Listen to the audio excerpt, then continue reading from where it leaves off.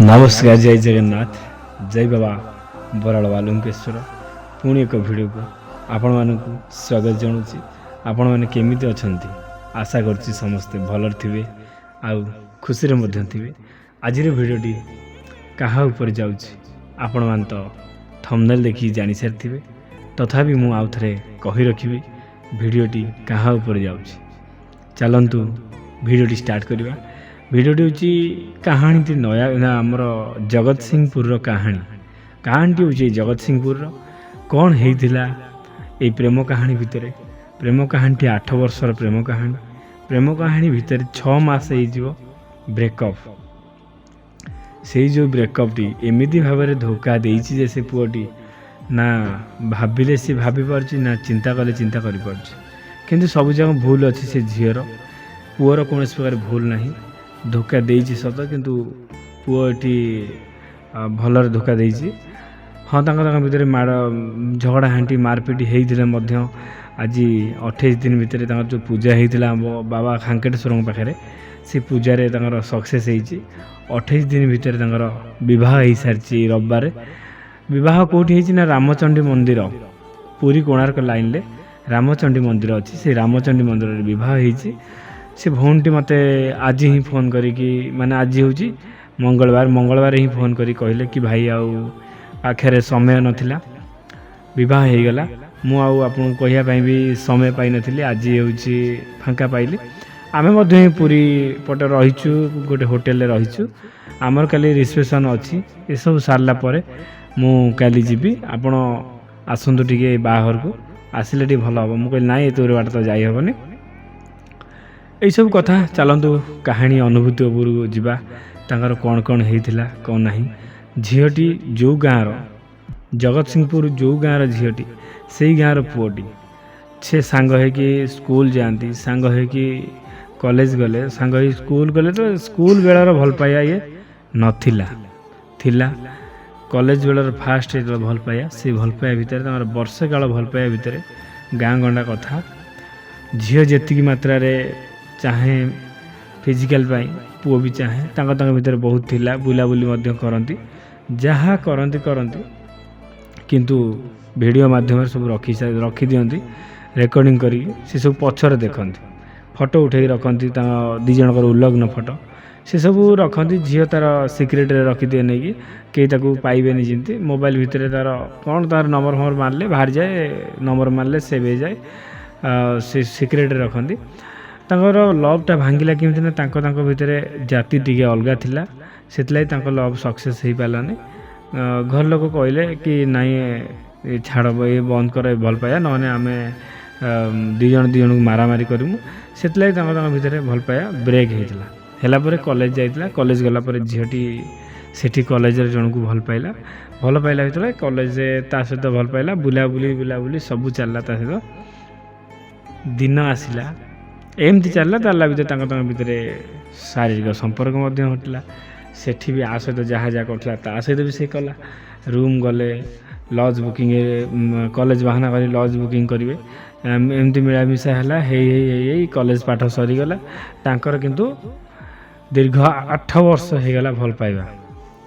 8 वर्ष तो होगला भल पाइबा। बयस झील को बर्तमान 28 पुओ को बर्तमान 30 भितर भल पाए 28 वर्ष होगला। 28 वर्ष रु 6 मास ना 6 मास नहीं 2 मास खंडे 28 वर्ष 2 मास खंडे से झील कला।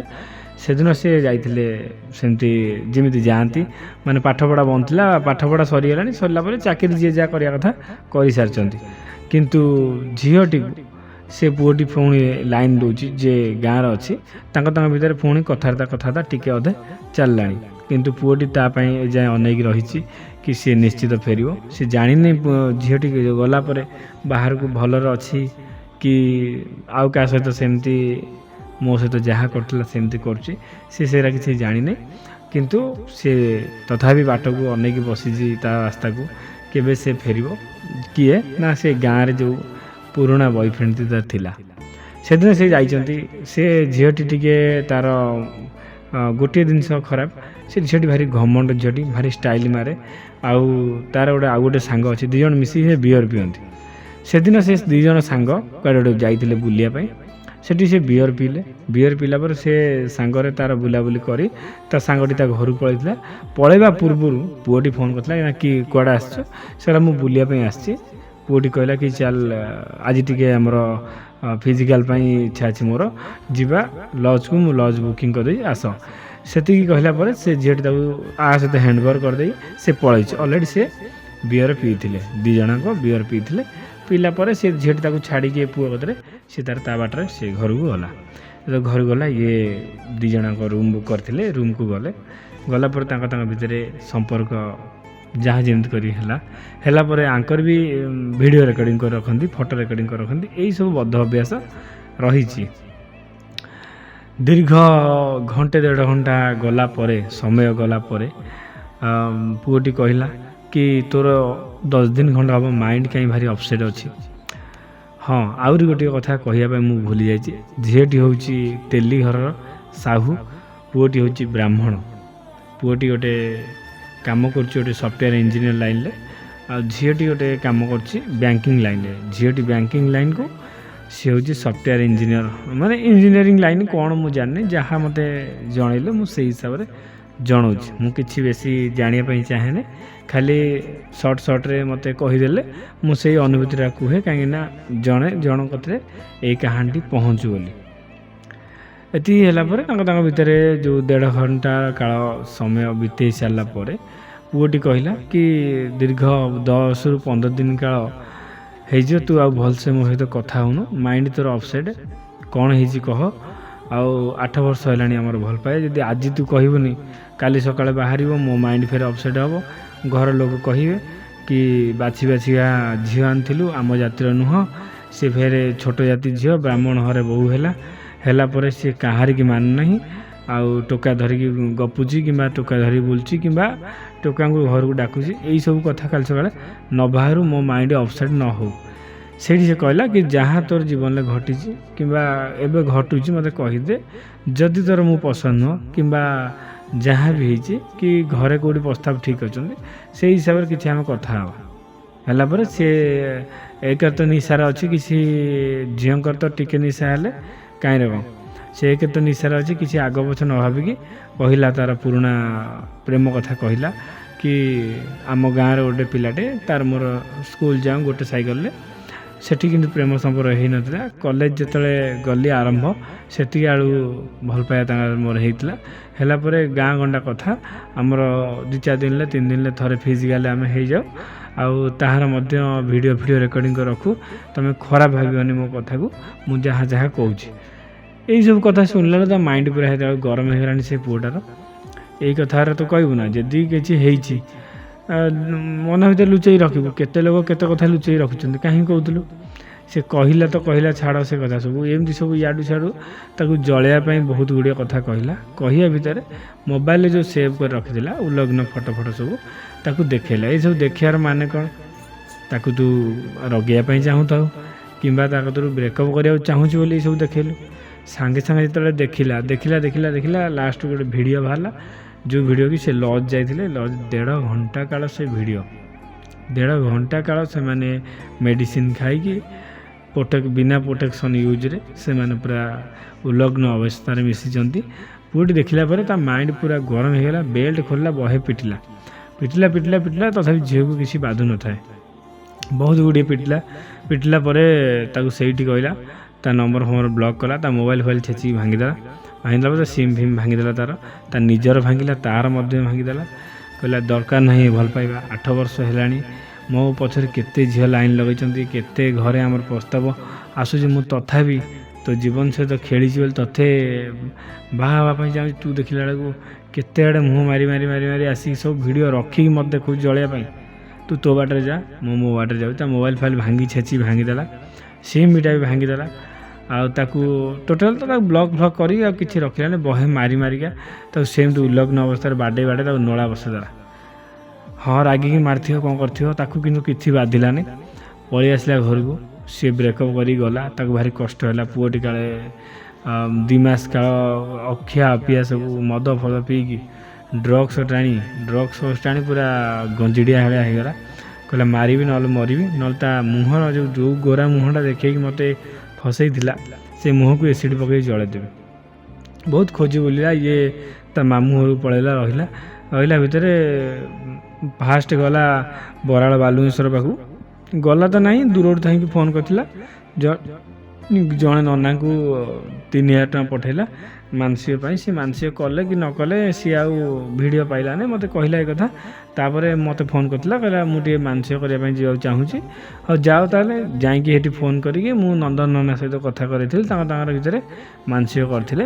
କଲା ଭିତରେ ସିଏ 3 ମାସ ପଳେଇଲା, କିଛି କୁଆଡ଼େ ଯେତେବେଳେ ନ ହେଲା, ପୁଣି ଯେଉଁ ମୁଁ ଭିଡ଼ିଓ ପକାଉଥିଲି ଲଭ୍ ପାଇଁ କିଛି ସକ୍ସେସ୍ ହେଉଛି ବୋଲି, ସିଏ ପୁଣି ମୋ ଚ୍ୟାନେଲ୍ ଖୋଲିକି ଭିଡ଼ିଓ ଗୁଡ଼ାକ ସବୁ ଦେଖିଲା ପରେ ତାଙ୍କୁ କିଛି ଗୋଟେ ପଜିଟିଭ୍ ଲାଗିଲା ପରେ ମୋତେ ତାପରେ ଫୋନ୍ କଲା ଭିତରେ ମୁଁ ଏଇ ଯେଉଁ କାହାଣୀ ସବୁ କହିଲି, ସେଇ କାହାଣୀ କହିଲେ ଭାଇ ଆଉ ମୁଁ ମାଡ଼ ଖାଇକି ଆସିଲା ପରେ ମୁଁ ଯେତେବେଳେ ନିଶା ଉତୁରି ଯାଇଛି, ମୁଁ ଭାବିଲି ମୁଁ ବହୁତ ବଡ଼ ଭୁଲ କରିଥିଲି, ଯାହାକି ଅତୀତ ସବୁବେଳେ ପାଇଁ ଅତୀତ ରହିଯାଇଛି। ଯଦି ରହିଯାଇଛି ମୁଁ ସେଇଟା ବି ତାକୁ ଦେଖିବା ମୋର ବଡ଼ ଭୁଲ ଥିଲା।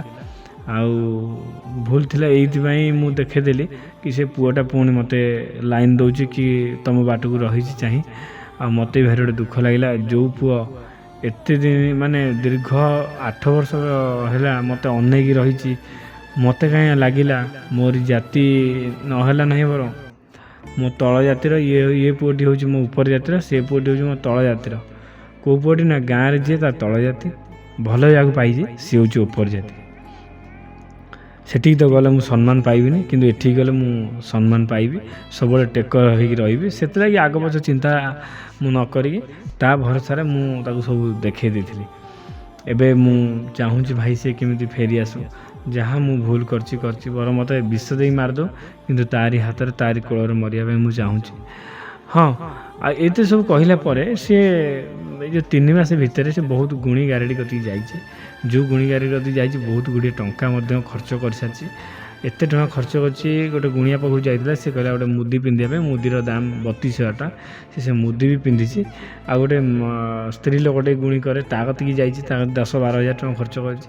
ସବୁ ଖର୍ଚ୍ଚ ପରେ ତାପରେ ମୋତେ ଫୋନ୍ କରିଥିଲା, କହିଲା ଭାଇ ତମ ଥ୍ରୋରେ ସିନା ମାନସିକ କରିଦେଲି, କୌଣସି ପ୍ରକାର କିଛି ସକ୍ସେସ୍ ହେଲା ନାହିଁ ଭାଇ। ତମ ବାବା ଖାଙ୍କେଟେଶ୍ୱର ଯେଉଁ ପୂଜା ହେଉଛି ରାତି 2ଟାରୁ ଉଠିକି ତମେ ପୂଜା କରୁଛ, ବହୁତ କଷ୍ଟ କରୁଛ, ଆମେ ଯାହା ଦେଖୁଛୁ, ମୋତେ ବି କାହିଁ ଲାଗୁଛି କିଛି ଏଠି ବାହାରି ପାରୁଛି। ତମେ ମୋ ପାଇଁ ଟିକେ କର, ଆଉ ଯାହା ପଇସା ଖର୍ଚ୍ଚ ହେବ ମୁଁ ଦେବି। ମୁଁ ସେଥିରେ କହିଲି ପଇସା କିଛି ଏତେ ଖର୍ଚ୍ଚ ନାହିଁ, ଆଉ ଯାହା ଯେମିତି ଖର୍ଚ୍ଚ ନନା ନିଅନ୍ତି ସେଇ ହିସାବରେ ପଇସା ଦେବ। ସିଏ ମଧ୍ୟ ସାଙ୍ଗେ ସାଙ୍ଗେ ପଇସା ଦେଇଥିଲେ, 2 ଜଣଙ୍କର ଫଟୋ ଦେଇଥିଲେ, ନାଁ ମଧ୍ୟ ଦେଇଥିଲେ। ପୂଜା ଆରମ୍ଭ ହେଲା ପରେ ଯେଉଁ ଜଳାଜଳି ଯାହା ସବୁ କଥା ମୁଁ ସମସ୍ତଙ୍କୁ କୁହେ, ସେସବୁ ବି ତାକୁ କହିଦେଲି, ସେସବୁ କରିଥିଲା। କଲା ପରେ ଗୋଟେ ସୋମବାର ଗଲା, 2ଟା ସୋମବାର ବେଳକୁ ତା ମାଇଣ୍ଡ ପୁରା ଅସ୍ତବ୍ୟସ୍ତ ହେଲା। କହିଲା ଭାଇ ମୁଁ 6 ମାସ ହେଇଯିବ କିଛି ବି ଅସ୍ତବ୍ୟସ୍ତ ହୁଏନି ମୋ ମାଇଣ୍ଡ, ଗୋଟିଏ ପୂଜା ଗଲା ପରେ କାହିଁକି ମୋ ମାଇଣ୍ଡ ଅପସେଟ୍ ରହୁଛି, ଅସ୍ତବ୍ୟସ୍ତ ହେଇଯାଉଛି। ମୁଁ ଭାବୁଛି ତାକୁ ଫୋନ୍ କରିବି, ନ ଫୋନ୍ କଲେ ରହିପାରିବିନି, ତା ବିନା ବଞ୍ଚିପାରିନି, ଏମିତି କାହିଁକି ମୁଁ ଭାବୁଛି। ମୁଁ ତାଙ୍କୁ ବି କହିଥିଲି ଗୋଟେ ସୋମବାର ଗଲା ପରେ ଆଉ ଗୋଟେ ସୋମବାରକୁ ମାଇଣ୍ଡ ଅସ୍ତବ୍ୟସ୍ତ କରାଇବେ ଭଗବାନ, ଆଉ କିଛି ସକ୍ସେସ୍ ହେବା ଆଗରୁ କିଛି ପରୀକ୍ଷା ନେବେ, ଦେଖିବା ତୁମେ ସେ ଅସ୍ତବ୍ୟସ୍ତ ମାଇଣ୍ଡକି ନେଇକି ରହିପାରୁଛ ନା ଡହଳ ବିକଳ ହେଉଛ। ସେସବୁ କହିଲା ପରେ ସେ ଭାବିଲା ହଁ ମୁଁ ଅସ୍ତବ୍ୟସ୍ତ ହେଉଛି, ମାନେ କିଛି ଟେନସନ୍ ନିଅନି, ଅସ୍ତବ୍ୟସ୍ତ 2 ସପ୍ତାହ ହେବ, ପୁରା ଡିପ୍ରେସନ୍କୁ ପଳେଇବ। 2 ସପ୍ତାହ ଖାଲି ଭାବିଚିନ୍ତି ହେବ, ମାଇଣ୍ଡରେ ଇଆଡ଼ୁ ସିଆଡ଼ୁ ଭାବନା ସବୁ ଆସିବ। 2 ସପ୍ତାହ ମାନେ ପ୍ରଥମ ସପ୍ତାହ ଗଲା, ତାପରେ 2 ସପ୍ତାହ ବହୁତ କାନ୍ଦ କଟା କଲା। ମୁଁ ବି ତାକୁ କହିଥିଲି ଭଉଣୀ କାନ୍ଦ କଟା କରନି, ତୁମେ ନିଜେ ଭୁଲ କରିଛ ବୋଲି ତ ଆଜି ପସ୍ତଉଛ। ଯଦି ଭଲ ପାଇଥିଲ, ଆଉ ଜଣକୁ 8 ବର୍ଷ ଭଲ ପାଇଲା, 8 ବର୍ଷ ଭଲ ପାଇବା ଭିତରେ ତାକୁ ସେ ଫଟୋ ଦେଖିବାର ମାନେ କ'ଣ? କହିଲା ନାଇଁ ଆମେ ପୁରା ନିଶାରେ ଥିଲି, ମୁଁ ଜାଣିପାରିଲି, ଆଉ ସିଏ ମୋତେ ମାଗିଲା, ଇମୋସନାଲ୍ ହେଇ ମାଗିଲା, ମୁଁ ବି ଦେଖେଇଦେଲି, ହସିଆ ଦେଖେଇଦେଲି। ଆଉ ମାନେ ହସିଆ ଦେଖେଇଲା, ଯେଉଁ ମାଡ଼ ଖାଇଲା, କହିଲା ମାଡ଼ର ମୋର ଯେଉଁ ଖାଇନି ଏତେ ବାଡ଼େଇକି ନଳା ଫଟେଇ ଦେଲା, ସେଗୁଡ଼ାକ ବାଧିଲାନି, କିନ୍ତୁ ମୋତେ ଯେଉଁ ବ୍ରେକଅପ୍ କରିଦେଲା ମୋତେ ଭାରି ବାଧିଲା। ଆଉ ପୁଅଟା ବି ଡ୍ରଗ୍ସ ଖାଇକି ସେ ପୁରା ଗୁଣ୍ଡା କରିଦିଆ ଭଳିଆ ହେଇଗଲାଣି। 3ଟା ସପ୍ତାହ ପଳେଇଲା, 7 × 21 ଦିନ, ଯେତେବେଳେ 28 ଦିନ ହେଇଛି, ତା 4 ଦିନ ପୂର୍ବରୁ, ମାନେ 3ଟା ସପ୍ତାହ ଗଲା ପରେ 3 ନା 4 ଦିନ ଯାଇଛି। ଗଲା ପରେ ସେ ପୁଅ ଆକୁ ଆସି ଆ ପାଖରେ ପହଞ୍ଚି ତା ଘର ପାଖରେ ପହଞ୍ଚିଲା ପରେ ଇଏ ତ ଅନେଇକି ବସିଛି ନା, ଯେତେବେଳେ ଖବର ଦେଇଛି ଜଣଙ୍କ ହାତରେ, ଯାହା ହାତରେ ସେ ଖବର ଦିଏ ଯେତେବେଳେ ଦେଇଛି, ସେ ଦୌଡ଼ିକି ସାଙ୍ଗେ ସାଙ୍ଗେ ଆସିଛି। ଆସିଲା ପରେ ତାକୁ ଗାଡ଼ିରେ ବସିକି ଆଣିଛି। ଆଣିଲା ପରେ ସିଧା ତାଙ୍କର ସେଠି ସମୁଦ୍ର ଅଛି ପାଖରେ, କ'ଣ ଅଛି ମୁଁ କହିପାରିବିନି, କାଳେ ହଁ ସେଠି କ'ଣ ସମୁଦ୍ର ନା କ'ଣ ଗୋଟେ ପାର୍କ ଭଳିଆ ଅଛି ମୋତେ କହିଲା। ସେଠିକି ନେଇଗଲା ପରେ ଆମେ 2 ଜଣ ବସିଲା ପରେ ସେ ବହୁତ କାନ୍ଦିଲା, କହିଲା ମୁଁ ମାରିଛି, ଯାହା ବେଲ୍ଟରେ ବାଡ଼େଇଛି ମୋତେ କ୍ଷମା କରିଦେ। ସିଏ ବି କହିଲା ନାଇଁ ମୁଁ ଭୁଲ କରିଛି, ଆଉ ମୁଁ ତୁମକୁ ବାହା ହେବା ପାଇଁ ଯୋଗ୍ୟ ନୁହଁ। ମୋତେ ତୁମେ, ଝିଅଟା କହିଲା ନା ମୋତେ ତୁମେ ବାହା ହୁଅନି, ମୁଁ ଗୋଟେ ପାପ ଦେହ ରଖିଛି, ପାପ ଦେହ ନେଇକି ତୁମ ପାଖକୁ ଯାଇଥିଲି। ସେ ବି ପୁଅଟା ସବୁ ବୁଝି ସୁଝି କହିଲା ନାଇଁ, ଅବେହେରା ଝିଅ କେତେ କ'ଣ ସବୁ ହେଇଯାଏ। ମୁଁ ବି ଦେଖେ ସେ ଯେଉଁ ପୁଅଟା ସିଏ ଗୋଟେ ଶିବ ମନ୍ଦିରର ପୂଜାରୀ, ବୟସ ତା'ର କେତେ 30 ବର୍ଷ, କିନ୍ତୁ ସେ ପୂଜା କରେ। କହିଲା ନାଇଁ ମୁଁ ବହୁତ ଗୁଡ଼ିଏ କେସ୍ ସେମିତି ମାନେ ଦେଖିଛି, ସେ ପୂଜା କରି ଆସନ୍ତି କିମ୍ବା ବାହାଘର ଫାଘର ହୁଏ ସେ କରେ। କହିଲା ମୁଁ ବହୁତ ଗୁଡ଼ିଏ କେସ୍ ଏମିତି ଦେଖିଛି, ଆଉ ଭଗବାନ ମୋ ଉପରେ ପକାଇବେ ବୋଲି ମୁଁ କେବେ ଭାବିନଥିଲି। ତଥାପି ତୁ କ'ଣ କଲୁ ମୋ ପାଇଁ ମୁଁ ଜାଣିନି, କିନ୍ତୁ ମୋ ମାଇଣ୍ଡରେ କେତେ ଘୃଣା ଭାବ ଥିଲା, ଯାହା ଥିଲା ସବୁ ପୋଡ଼ି ଜାଳି ଛାରଖାର ହେଇଯାଇଛି। ଆଉ କିଛି ନାହିଁ, ଖାଲି ଏତିକି ଜିନିଷ ଅଛି, ତୋତେ ପାଇବାର ଗୋଟେ ମୋର ଆଶା। ମୁଁ ବି ଅପେକ୍ଷା କରି ରହିଥିଲି ଦୀର୍ଘ 1.5 ସପ୍ତାହ ଖଣ୍ଡେ ହେବ, ତୁ କେମିତି ଫୋନ୍ କରିବୁ, ମୋ ନମ୍ବର ତ ଜାଣିଛୁ, କେମିତି ଫୋନ୍ କରିବୁ। ଆଉ ମୁଁ ତ ନୂଆ ସିମ୍ ନେଇ ଆସିଛି, କିନ୍ତୁ ତୁ ନୂଆ ସିମ୍ ଆଣିଛୁ କି ନାହିଁ ମୁଁ ଜାଣିନି। ଝିଅ କହିଲା ନାଇଁ ମୁଁ ନୂଆ ସିମ୍ ଆଣିନି, ଯେଉଁ ସିମ୍ଟା ତୁମ ସହିତ କଥା ହୁଏ ଯଦି ସେ ଜିନିଷଟି ନାହିଁ କାହିଁକି ମୁଁ ଆଣିବି। ସେ ବି ସେଇଠି ବୁଝାମଣା ହେଇଥିଲା, 2 ଜଣ କାନ୍ଦାକାନ୍ଦି ହେଇଥିଲେ। ହେଲା ପରେ ଦୀର୍ଘ 1.5 ଘଣ୍ଟା 2 ଘଣ୍ଟା କାଳ ସେଠି ତାଙ୍କର ଇମୋସନାଲ୍ କାନ୍ଦାକାନ୍ଦି ହେଲେ। ତାପରେ 5-6 ଘଣ୍ଟା ସେଠି ବିତେଇଲା ପରେ ସେମାନେ 2 ଜଣ ନିଷ୍ପତ୍ତି ନେଲେ କି ଘର ଲୋକ ସହିତ କଥା ହେଇ ଆମର ବାହାଘରଟି କରିଦେବା। ବାହାଘର ଏଇ ଆଖପାଖ ମନ୍ଦିରରେ କରିବା ନାହିଁ, ଆଖପାଖ ମନ୍ଦିରରେ କଲେ ଲୋକମାନେ ଅଛନ୍ତି ଆମ ଘରକୁ ବାସନ୍ଦ କରିବା ପାଇଁ ଆଗ ପଛ ହେବେ, ପଛେଇବେ ନାହିଁ, ସେଥିଲାଗି କରିବା ନାହିଁ। ସେ ଗୋରଖନାଥ ମନ୍ଦିରରେ ବାହାଘର କରିଥାନ୍ତେ, କିନ୍ତୁ ସିଧା ରାମଚଣ୍ଡୀ ମନ୍ଦିର ସେଠି ବାହାଘର ହୁଏ କି ନାହିଁ ମୁଁ କହିପାରିବିନି, କିନ୍ତୁ ଭଗବାନଙ୍କ ଦୟାରେ ଯାହା ତାଙ୍କର ସକ୍ସେସ୍ ହେଲା। 2 ଘର ବୁଝାବୁଝି ହେଇକି ଝିଅ ବାଲା ବି ଟିକେ ପଇସା ବାଲା ଲୋକ, ଗୋଟେ ଏତେ ମୋଟା ଚେନ୍ଟେ, ଭଲ ମୋଟା ଚେନ୍ଟେ ପୁଅକୁ ଦେଲା ପରେ କ'ଣ ଦେଇଛନ୍ତି କ'ଣ ନାହିଁ ସେ ତ ଅଲଗା କଥା। ତାଙ୍କ ରାମଚଣ୍ଡୀ ମନ୍ଦିରରେ ଏଇ ରବିବାର ଦିନ ବାହାଘର ହେଇଛି। ଠାକୁର ବାବା ଖାଙ୍କେଟେଶ୍ୱର ତାଙ୍କ ଡାକ ଶୁଣିଲେ। ବାହାଘର ହେଲା ପରେ ସେ ମୋତେ ଆଜି ଫୋନ୍ କରିଥିଲେ, କହିଲେ ଫାଙ୍କା ନଥିଲା ଭାଇ ଫୋନ୍ କରିବାକୁ, ସଡ଼ନ୍ ସବୁ ହେଇଗଲା, ସେଥିଲାଗି ଆଉ କହିପାରିଲି ନାହିଁ। ଆମର ଏଇଠି ଗୋଟେ ହୋଟେଲ୍ ଅଛି, କି ହୋଟେଲ୍ ଗୋଟେ, ସେଠି ରହିଛୁ। ରହିଲା ପରେ ସେ ତାଙ୍କର ବାହାଘର ସଜାଇଛି, କାଲି ରିସେପସନ୍ ଗଲେ ସେ ତାପରେ ଘରକୁ ଆସିବେ। ଯାହା ହଉ ଆଜିର ଅନୁଭୂତିରେ ଗୋଟେ ସକ୍ସେସ୍ ପାଇଲେ, କିନ୍ତୁ ସକ୍ସେସ୍ର ସବୁରି ମୂଳରେ ଝିଅ ହିଁ ଭୁଲ କରିଥିଲା ବୋଲି ମୋତେ ଭାରି ଖରାପ ମଧ୍ୟ ଲାଗିଥିଲା ଶୁଣିଲା ପରେ। ମୁଁ ବି ତାଙ୍କୁ କହିଥିଲି ଏମିତି କରିବା କଥା ନୁହଁ।